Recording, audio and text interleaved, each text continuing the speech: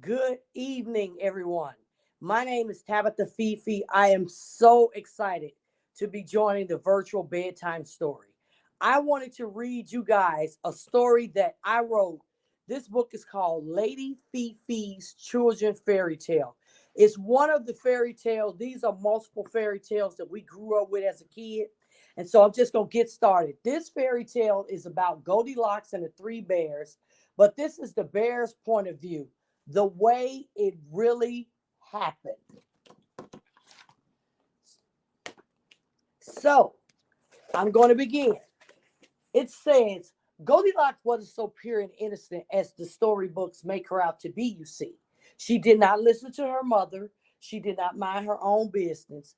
We took a walk in the forest to let our porridge cool down, and we never, ever saw this coming. We thought it'd be all right to leave our cottage for a while, but came back to find someone in the house. She violated our cottage, walked in as if she owned the joint or paid the mortgage.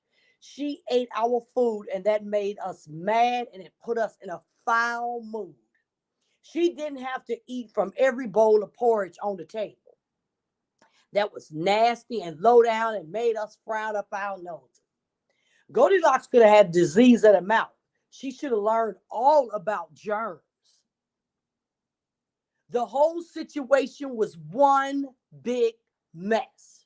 She broke into our house and vandalized our furniture. She had the nerve to sit in our comfortable chairs with her heavy body and broke baby bear's chair, if you could believe that. We couldn't believe that she laid her dirty bad body in our beds. She didn't even take a bath or a shower. That made us angry and mad, and she had the nerve to fall asleep, if you can believe that. She spent a lot of time roaming around our house being nosy. She should have minded her own business and stayed out of the cottage. She left our house in one big mess. We had to clean and spray our beds. We also had to disinfect the furniture, wash the floors, vacuum. We called the police. She went to jail for breaking and entering, vandalism, destruction of property, fleeing the scene of the crime. She was sentenced to 5 to 10 years in jail. Goldilocks had a lot of time to reflect and change her ways. Bet she'll think twice before she enters someone else's house again, my friend. I bet she wished she'd listened to her mother and stayed out of the woods. Bears live in the woods for a reason and a season, to get away from you humans, and then you have the nerve to blame us when we attack. Leave us alone. We don't like humans anyway. That's the bear's point of view, guys, the way it really happened. I wanted to show you a little bit from my book, just a little bit of illustration from my book. This is called The Three Little Pigs. Once upon a time, there was three little pigs, and it was time to receive their fortune.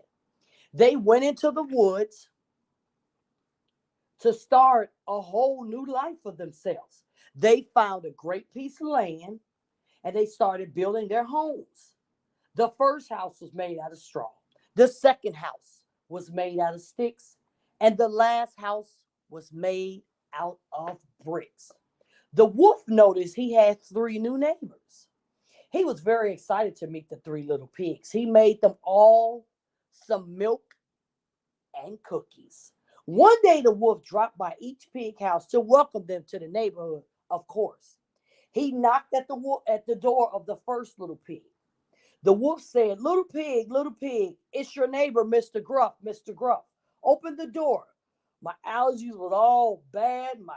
My head was swimming and I was so congested. My nose was running and I didn't sound like my nice self. For some strange reason, the pig said, not by the hair on my chinny chin chin. I didn't know what that was all about. I'm not even sure what he thought he heard me say. Little pig, let me come in. I have some milk and cookies. I tripped over a pile of sticks and fell into the house. He fell down to the ground and he didn't make it. I was crying and I was so upset. I remember what my mother told me, to never let a good piece of meat go to waste. My stomach had started to growl, and suddenly I was really, really hungry. What was a wolf to do? I didn't have any money for food, and the meat would have went bad anyway. So the nice neighbor that I am, I did the only thing I could think of. So I ate them all up. Oh, goodness. I walked over to the second little pig house to tell him the bad news about his brother and offer my condolences. That's the kind of guy I am. I made him a cake to lighten the mood and tell him the bad news. Little pig, it's your neighbor, Mr. Gruff. Mr. Gruff, let me come in. I have some cake and something bad to tell you. The pig said, not by the hair on my chinny chin chin. I thought to myself, they are truly brothers. And I didn't think they heard me so well. I walked to the back of the house, fell into a pile of straw and sneezed. My allergies they were really bad that day. Oh boy. I wanted to share this dessert with my friend, the nice wolf that I am. Okay. And I can't let a good piece of meat go to waste again. So I cut up the pig and the pork and put it in my freezer for a later date, of course, because I was full from the other piece of pork I had. I believe someone is truly blessing me today with all this good pork. My, oh my. I thought to myself, I have these cookies, this milk, this cake, and dessert. It's too much for one person. And I wanted to share it with my last neighbor. Okay. So I walked over to the house made out of brick, and I heard him crying. And he said, little pig, little pig. I said, little pig, it's your neighbor, Mr. Gruff. Could you let me come in? I have something to tell you. There was a terrible accident. Mr. Gruff said, little pig, let me come in.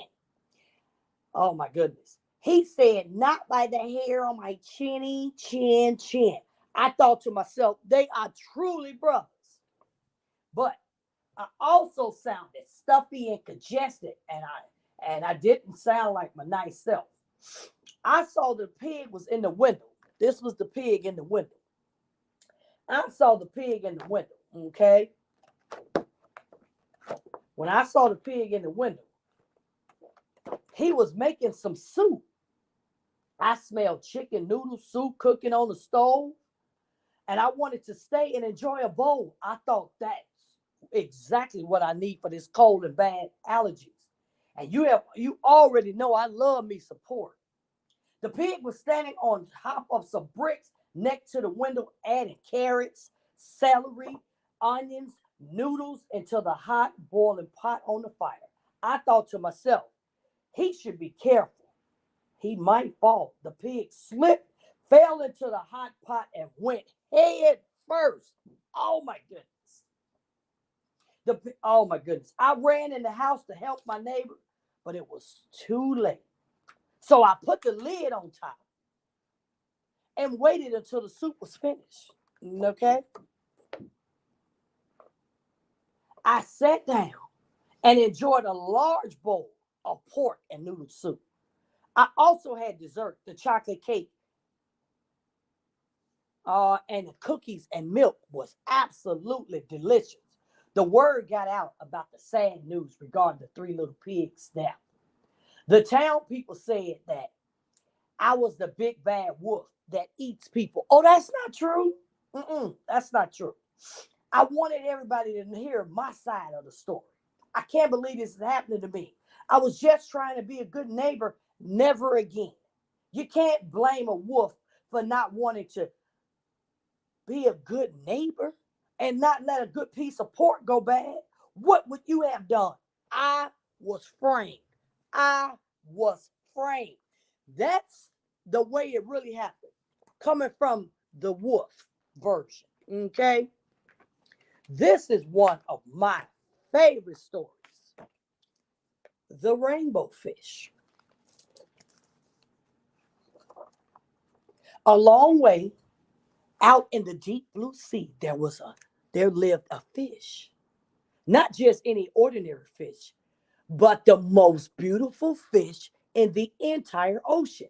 His scales were every shade of blue and green and purple, with sparkling silver scales among them. Mhm.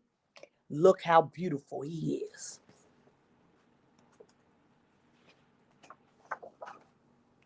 The other fish were amazed at his beauty. They called him Rainbow Fish. Come on, Rainbow Fish, they called. Come on, come and play with us. But the Rainbow Fish just glided past, proud and silent, letting his scales shimmer.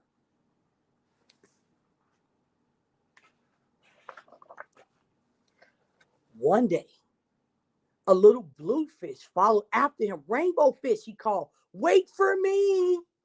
Please give me one of your shiny scales. They are so wonderful. And you have so many.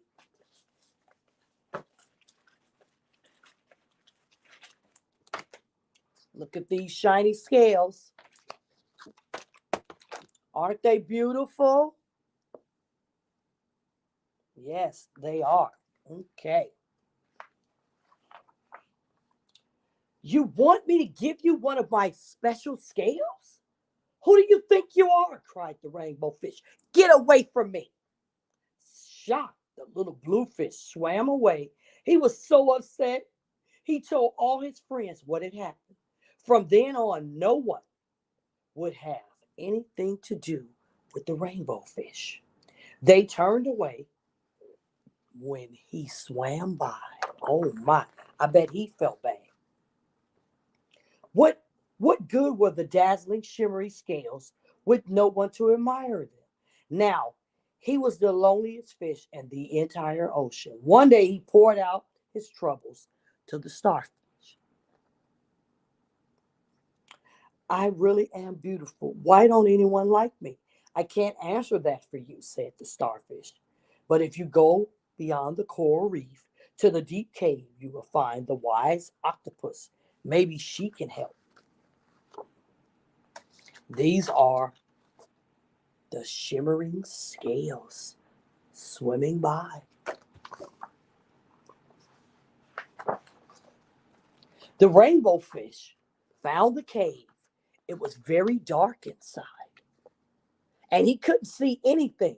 Then suddenly, two eyes caught him in the glare, and the octopus emerged from the darkness.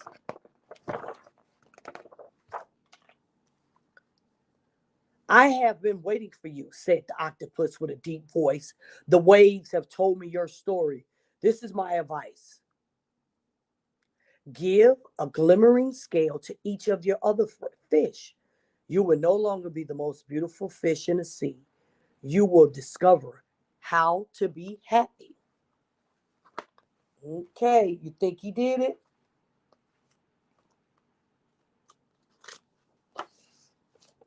I can't, the rainbow fish started to say, but the octopus had already disappeared into the darkness. Give away my scales, my beautiful shimmering scales? Never. How could I ever be happy without them? Give away my scales? I don't think I can. I don't think I can. No.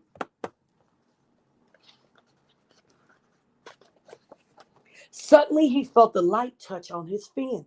The little bluefish was back. Rainbow fish, please don't be angry. I just wanted one little scale. The rainbow fish waved.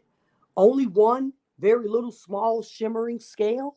Yes, he thought. Well, maybe I won't miss just one. Maybe he won't miss just one. He has a lot. See? Yeah. Let's see what happens next. So Rainbow Fish gave away his shimmering scales and and look at all the friends he made. Rainbow Fish is one of my favorite stories because it's all about sharing. So my name is Tabitha Fefee. I am a 5-time published book author. I've written 5 books. This one, Lady Fefee's Children Fairy Tale. This one, God, Why Am I So Different? This is a special needs book. And The Attack Against Fairyville. This is about a little girl named Xantu who finds out she's the queen of Fairyville. And Centric Poetry and Storytelling in Motion. And this book is the best kept secret in poetry. I have enjoyed reading some inserts of my book to you guys, as well as the Rainbow Fish. All of my books are on Amazon. You can put my name in, Tabitha, Tabitha, last name Fefee, books, Tabitha Fefee's apostrophe X books, and all 5 of them come up. Or you can find me under my name, Tabitha Fefee, on Facebook, and reach out to me. Thank you so much. Good night, everybody. Have a good one. Thank you so much, guys. I hope you enjoyed my reading. I know I enjoyed you guys.